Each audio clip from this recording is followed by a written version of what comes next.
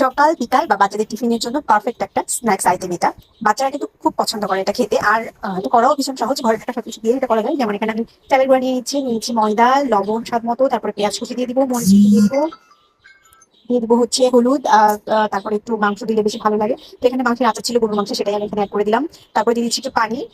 তারপরে অল্প অল্প পানি দিয়ে আমি একটা সফট ডো তৈরি করে নিবো। দেখতেই পাচ্ছেন, একদম অল্প পানি দিয়ে এইভাবে একটা সফট ডো আমি তৈরি করে নিয়ে 5 মিনিটের জন্য রেস্টে রেখে দিব। 5 মিনিট পরে একটা প্যানে তেলটা ভালো করে গরম করে নিতে হবে, না হলে এটা কিন্তু লেগে যাবে। তো ভালো করে গরম করে একটা শেক দিয়ে দিচ্ছি এবং 10 মিনিটের জন্য ঢাকা দিয়ে লো টু মিডিয়াম হিটে রান্না করবো। আর তারপরে আবার উল্টে দিয়ে বাকি 10 মিনিটও ঠিক 10 মিনিট, বাকি উল্টে দিয়ে বাকিটাও 10 মিনিটের জন্য আমি রান্না করবো। তারপরে হচ্ছে এটাকে তুলে নিবে। এই তো হয়ে গেছে। আপনারা চাইলে একটু ক্রিস্পি করতে পারেন, যেহেতু বাচ্চারা খাবে একটু সফট সফট রাখলে ভালো লাগে, বাচ্চারা খেতেও মানে পছন্দ করে এটা। তো এখন আমি কেটে দেখাচ্ছি, আর দেখতে পাচ্ছেন কতটা ইয়াম্মি হয়েছে, দেখতে যেমন হয়, খেতেও তেমন অনেক বেশি মজার হয়।